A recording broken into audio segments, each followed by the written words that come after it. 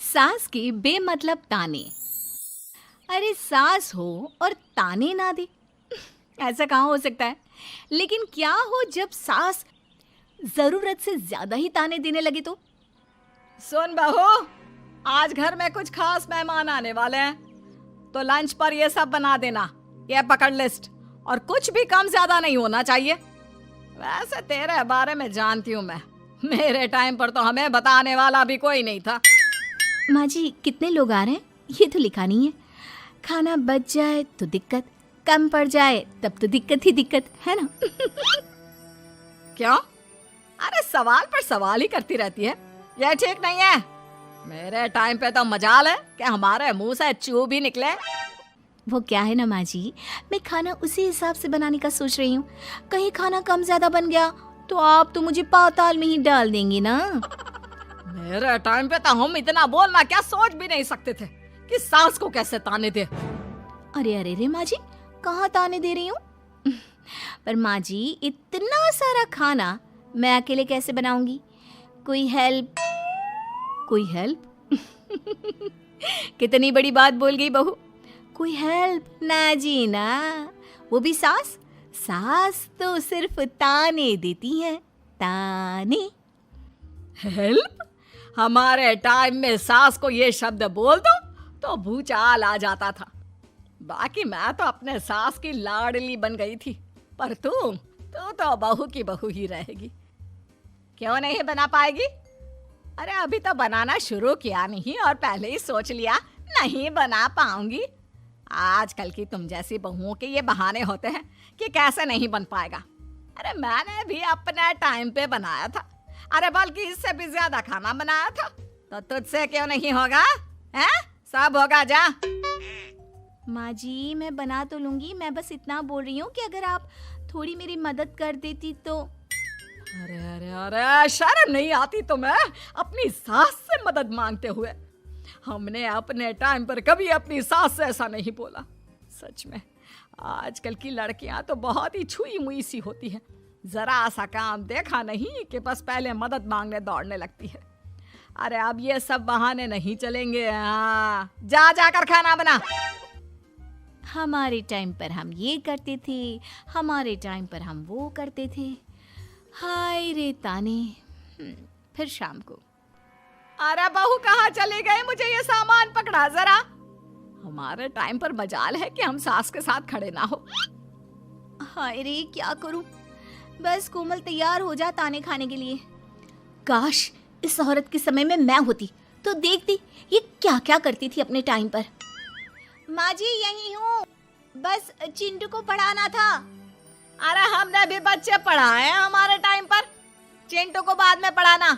जा पहले वो कर जो कहा है। बहू बेचारी क्या करती, बच्चे को छोड़कर लग जाती है सास के साथ। हमारे टाइम पर ना। फिर तो सास बोली जा रही थी और बहू सुनी जा रही थी। अगले रोज। क्या हो गया चिंटू, क्यों रो रहा है? माँ कल कितना कहा था आपसे कि पढ़ा दो, लेकिन आपको तो मेरी पढ़ाई की कोई वैल्यू ही नहीं है। देखिए कितने कम नंबर आए। अरे कोई बात नहीं बेटा, फेल तो नहीं है ना। वाह बहू वाह, मेरे टाइम पर तो हमारे बच्चे के कम नंबर फेल ही कहलाते थे। ना पढ़ाती हो ना घर का काम करती हो। हमारे टाइम पर तो। सास की इस बात पर इस बार बहू का पारा हाई हो जाता है। वो सोच लेती है कि अब तो वो पति से बात करके ही रहेगी। अगले दिन। माँ जी सारी सफाई हो गई, मेरी कमर टूट रही है, मैं जरा सोने जा रही हूँ। सोना? अरे हमारे टाइम पर तो हम ये जानते भी नहीं थे कि आराम क्या होता है। पागल हो गई है क्या? रुक अभी। देख उस कोने में देख, मुझे कितनी धूल दिख रही है। और बिस्तर के नीचे तो देख कितना काला पड़ा है। और पर्दों के पीछे खिड़की पर देख जाले लगे हुए हैं, वो कौन साफ करेगा? ऐसी सफाई होती है क्या? जा फिर से कर। मैं तो घर में एक दिन का गंदगी नहीं आने देती थी, लेकिन जब से तू आई है घर की हालत ही खस्ता कर दी है। अरे माँ तो तू कहाँ गई? तू भी तो यही है। वैसे माँ मैंने कभी तुझे सफाई करते नहीं देखा। जब से ये आई है न जाने आप में कौन सा सफाई का कीड़ा चला गया है। हाय रे, हमारे टाइम पर तो पति कभी बीवी की तरफ से बोल दे तो समझो घर का बंटवारा, और यह घर तो मेरे ही नाम से है। तो बेटा निकल ले बीवी को लेकर। हमारे टाइम पर तो। अरे कैसी बात कर रही हो माँ, मैं तो बस मजाक कर रहा था। इतनी कम सैलरी में मैं कहाँ अलग रह सकता हूँ। माँ जी प्लीज़, मैंने अभी पूरा घर साफ किया है और इन जालों को झाड़ूंगी तो फिर से पूरी गंदगी हो जाएगी। फिर से सारे घर के झाड़ू। ना माँ जी ना। हमारे टाइम पर तो मैं दिन में 10 बार झाड़ू लगाती थी, हमने नहीं किया है क्या? मायके से कोई तो संस्कार लेकर आई होगी ना तू बहू, क्या कुछ भी नहीं। तभी पति आ जाता है। बहू पति की तरफ देखती है कि शायद वो उसे उसकी माँ के प्रकोप से बचा सके, लेकिन नहीं, उल्टा उस दिन की माँ की डांट की बात से तो पति के तेवर ही बदल जाते हैं। देखो माँ जो करती है करती रहो, माँ बड़ी है, जो कहती है सही तो कहती है। बस पति का ये कहना और बहू का पारा 7वें आसमान में। एक इनके भरोसे मैं सब सह रही थी, लेकिन आज तो इन्होंने मेरा ही साथ छोड़ दिया माँ के लिए। अब तो इन लोगों को सबक सिखाना ही होगा। फिर एक दिन, बहू ये कौन है और तुम्हारे साथ क्या कर रहा है? और ये हाथ, अरे हाथ छोड़ मेरी बहू का। कौन हो तुम? माँ जी वो कोई नहीं माँ जी, माफ कर दीजिए। बहू घबराने का नाटक करती है। अरे क्यों डर रही हो तुम? मैं हूं ना तुम्हारे साथ। आंटी जी, मैं इसका बॉयफ्रेंड हूँ और मैं इससे मिलना आया हूँ। कोई समस्या? बोलिए। बोलेंगी क्या? यही कि इनके टाइम पर तो इन्होंने न जाने कितने ही बॉयफ्रेंड बना बना कर छोड़ दिए हैं। क्यों माँ जी, यही कहने जा रही थी ना आप? अब क्या था, सास की बोलती बन। कैसे कहे कि उनके टाइम पर। बहू ये सब ठीक नहीं है। मेरे टाइम पर। हाँ हाँ आंटी जी, क्या आपके टाइम पर क्या? जरा हमें भी बताइए ना। अरे हमारे टाइम पर बॉयफ्रेंड कुछ नहीं होता था। सास की आंखों की शर्म होती थी। अरे पति के अलावा किसी और से बात भी नहीं करते थे हम लोग। ये क्या चल रहा है बहू? चल क्या रहा है आंटी? ये तो परेशान है आपके घर में आकर। आप हर बात पर इसे सुनाती रहती है, ताने माने। अब इससे बर्दाश्त नहीं होते तो मैंने सोचा क्यों ना मैं इसे अपने ही घर ले जाऊं, कम से कम आराम से तो रहेगी। वाह रे, हमारे वक्त में तो ऐसा नहीं होता था कि सास के ताने बर्दाश्त नहीं तो किसी और के साथ चली जाओ। अब नहीं होता तो नहीं होता माँ जी। मैं भी तो कल को अपनी बहू को कुछ अपने वक्त की सुनाऊंगी ना कि सास के ताने समझ में नहीं आ रहे थे अपने वक्त में, तो मैं अपने बॉयफ्रेंड के साथ चली गई। वाह, फिर तुम्हारी बहू को समझ में आएगा कि तुम कितनी मॉडर्न थी अपने वक्त में। अरे चुप, बिल्कुल चुप। क्या बकवास कर रहे हो तुम दोनों? तो क्या करे, पति को तो अपने घर की लालच दे रखी है, वो तो मेरे लिए बोलते नहीं, तो किसी के पास तो मैं रहूं ना शांति से। तभी पति आ जाता है। नहीं, दूसरा घर तो मैं ले सकता हूँ, लेकिन दूसरी बीवी नहीं। माँ वो कितने ताने सहेगी? मुझे मेरी गलती का एहसास हो गया है। चलो हम कहीं और रहेंगे। अरे नहीं, हमारे जमाने में। फिर माँ जी? मतलब मैं कैसे रहूंगी तुम लोगों के बिना? बहू मुझे माफ कर दे। ओके, कर दिया माफ। अच्छा ये तो बताओ कि ये लड़का कौन है? मैं इसकी मौसी का बेटा हूँ, मिलने आया था। अच्छा दीदी, बाय। समधी की शादी। इस कहानी की हीरोइन गंगा है, जो अपनी समधन की मौत के बाद अपने समधी के अकेलेपन को समझते हुए समधी की दूसरी शादी करवाती है। लेकिन उसकी बहू इस बात से बिल्कुल खुश नहीं होती। मुझे लगता है आपको शादी कर ही लेनी चाहिए। आपकी इस उम्र में ख्याल रखने वाला भी तो कोई होना चाहिए ना। वैसे भी आपकी इकलौती बेटी थी, वो भी हम ले गए। अरे इस उम्र में शादी, लोग क्या सोचेंगे और कैसे कैसे बातें बनाएंगे कि जिस उम्र में इसे अपने पोते पोते को गोद में खिलाना चाहिए, उस उम्र में ये शादी कर रहा है। ऊपर से नव्या क्या सोचेगी मेरे बारे में कि माँ को गए हुए 1 साल भी नहीं हुआ और पापा ने दूसरी शादी कर ली। मुझे नहीं लगता इस शादी से नव्या को कोई परेशानी होगी। उल्टा उसे खुशी मिलेगी कि उसकी गैर मौजूदगी में उसके पिता का कोई ख्याल रखने वाला है। क्यों नव्या, सच कहा ना? हाँ मम्मी जी, आप सही बोल रही हैं। ये बोलकर वो अंदर चली जाती है। लीजिए, अब तो आपकी बेटी ने भी हाँ बोल दिया। रही लोगों की बात, तो लोग तो कभी किसी की खुशी देखकर खुश हो ही नहीं सकते। अगर आप लोग खुश रहेंगे तब भी वे बातें बनाएंगे, और अगर आप दुखी भी रहेंगे तब भी बातें बनाएंगे। इसलिए अच्छा यही होगा समधी जी कि आप उनके बारे में सोचना छोड़ ही दीजिए। समधी को सास की बात सही लगती है। वो भी सोच लेते हैं कि बच्ची जिंदगी के लिए कोई हमसफर बना ही लेंगे। आप ठीक बोल रही हैं। जब मेरी प्यारी बिटिया नव्या और उसके ससुराल वालों को मेरी इस उम्र में दूसरी शादी से कोई दिक्कत नहीं, तो परेशानी कुछ है ही नहीं। ऐसे ही सास समधी की दूसरी शादी करवाती है और फिर समधी के घर आ जाती है बहू की नई माँ। कुछ दिनों के बाद बहू अपने मायके अपने पापा और नई माँ से मिलने आती है। मेरा बच्चा कितने दिनों बाद मुझसे मिलने आई है। इधर बैठ, मैं तेरे लिए कुछ अच्छा सा बना कर लाता हूँ। तेरे फेवरेट पास्ता खाएगी ना? पापा आप क्यों? वो कहाँ है? उनसे बोल दीजिए आप मेरे ही पास बैठकर बातें कीजिए ना। उन्हें क्यों लेकर आए? कोई चैरिटी थोड़ी ना कर रहे हैं। इस उम्र में घर मिल गया, और क्या चाहिए? तभी नई माँ घर में आती है।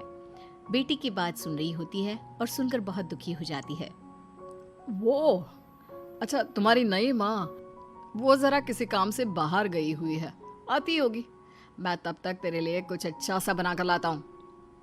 ठीक है पापा। लगता है नई माँ के पैर बाहर ही रहते हैं, और आपको ही बनाकर खिलाना था तो क्या करे, छोड़िए। ये बोलकर वो घर में घूमने लगती है और चीजों को देखती है।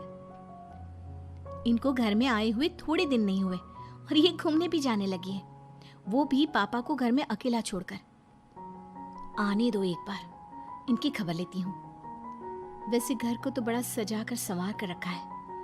चलो, ये तो खूबी है, कम से कम पापा को साफ कर का शौक भी है। इतने में नई माँ घर में आती है। अरे नव्या बेटा, तुमने पहले बताया होता तो मैं जल्दी घर आ जाती। तुम्हें नहीं पता मुझे तुमसे कितनी सारी बातें करनी है। कैसी हो बेटी? बेटी?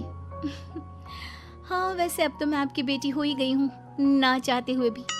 खैर, आप गई कहाँ थी? शादी हुए कुछ दिन भी नहीं हुए और आपने घूमने जाना भी शुरू कर दिया। पापा का ख्याल रखने के लिए शादी करवाई है आपकी, जानती है ना? नव्या, ये तुम क्या बोल रही हो? मैं कहीं घूमने नहीं बल्कि एक दोस्त से मिलने गई थी। उसकी तबीयत थोड़ी ठीक नहीं, इसलिए वो क्या है ना, शादी के चलते उससे मिलना नहीं हो पाया, तो आज चली गई। अच्छा, वो भी पापा को यूं घर पे अकेला छोड़कर? आपके लिए आपका ये परिवार ज्यादा जरूरी है या आपकी दोस्त? देखिए, ये ठीक नहीं है। इतने में पिता आ जाते हैं। अच्छा, तुम आ गए। आओ, चलो तीनों मिलकर बैठ के खूब सारी बातें करते हैं। माँ कुछ नहीं कहती, चुपचाप अंदर चली जाती है। ऐसे ही बहू जब भी अपने मायके आती, अपनी नई माँ से ऐसे ही बात करती। नई माँ बहू के इस बर्ताव से परेशान होकर उसकी सास को बताती है। देखिए माना, वो बेटी है, लेकिन मैंने भी शादी की है। वो बेटी कम, सास सा व्यवहार ज्यादा करती है। अब छोटी है तो कुछ कहना ठीक नहीं लगता। बाकी शादी का रिश्ता लेकर तो आप आई थी, इसलिए आपको बता रही हूँ। मैं शादी करके बहुत पछता रही हूँ। अरे परेशान ना हो, मैं बहू से बात करती हूँ। तभी थोड़ी ही देर में बहू ससुराल आ जाती है। बहू कहाँ थी अब तक? तुम्हें पता है क्या टाइम हो रहा है? अब माँ जी, मैं अपनी एक सहेली से मिलने गई थी, और माँ जी अभी तो 7 बज रहे हैं। अरे इतना लेट कोई घर आने का टाइम है? आज के बाद 6 बजे के बाद तुम घर आई तो तुम्हें घर में एंट्री नहीं मिलेगी। सास बहू के साथ बिल्कुल वैसा ही व्यवहार करती है जैसा वो अपनी नई माँ के साथ कर रही होती है। न जाने माँ जी को क्या हो गया है। मैं कितनी खुश थी कि मायके जैसा ससुराल मिला है। सासू माँ इतनी अच्छी थी। फिर अगले रोज, बहू, मेरे बेटे को पौष्टिक खाना दिया कर। क्या ये पास्ता पिज्जा बनाती रहती है? इसलिए शादी नहीं करवाई थी मैंने अपने बेटे की। ठीक है माँ, मैं बना दिया करूँगी ऐसा खाना। लेकिन माँ जी, आपको हुआ क्या है? पहले तो कभी आपने ऐसा नहीं किया, तो ये अचानक से मुझसे कोई गलती हो गई है क्या माँ? क्यों? ऐसे नहीं बोल सकती। समझ ले, ये तेरी सास का हुक्म है। ऐसे ही सास बहू को अपने सास वाले तेवर दिखाकर कभी डांटती तो कभी ताने मारती, पर बहू बेचारी बिल्कुल समझ नहीं पाती। एक दिन बहू, ये क्या बेफिजूल खर्चा करती रहती है? परसों ही तुमने अपने लिए एक साड़ी ली थी और आज फिर से। तुम्हें क्या लगता है पैसे क्या पेड़ पर होते हैं कि जब मन करा तोड़कर सामान ले लिया करा? हैं? वो माँ जी बहुत अच्छी लगी तो ले आई। अच्छी लगी तो ले आई। यहाँ मेरा बेटा अपना खून पसीना एक करके पैसा कमा रहा है और तुम उसी पैसे को बर्बाद करने में कोई कसर नहीं छोड़ती। माँ जी आप मुझे ऐसा क्यों बोल रही है? मैं आज के बाद कभी शॉपिंग पर नहीं जाऊंगी, लेकिन प्लीज आप मुझसे ऐसा बर्ताव मत कीजिए। इससे पहले कभी आपने मुझे छोटी छोटी चीजों के लिए नहीं डांटा। ये अचानक ऐसा क्यों? मुझे बिल्कुल अच्छा नहीं लग रहा। देख बहू, मैंने तेरे साथ जब टिपिकल सास जैसा बर्ताव किया तो तुझे इतना बुरा लगा। सोच, तेरी नई माँ को कैसा लगता होगा जब तू उनके साथ हमेशा ऐसा बर्ताव करती है। तो माँ जी आपने इतना सब कुछ बस इसलिए किया? आप मुझसे नाराज नहीं हो, गुस्सा नहीं हो? नहीं बहू, मैं तुझसे गुस्सा क्यों होंगी? मैं तो तुझे बस इतना समझाना चाहती हूँ कि अपनी नई माँ से सास जैसा बर्ताव करना बंद कर दे। उनको बिल्कुल अच्छा नहीं लगता। वो तेरे पास आना चाहती है, तुझे समझना चाहती है, वो सच में तेरी माँ बनना चाहती है। तो उनके साथ सास जैसा बर्ताव बंद कर और एक अच्छी बेटी बन। अब बहू को सास की बात समझ में आती है और वो बहू जैसा बर्ताव करती है।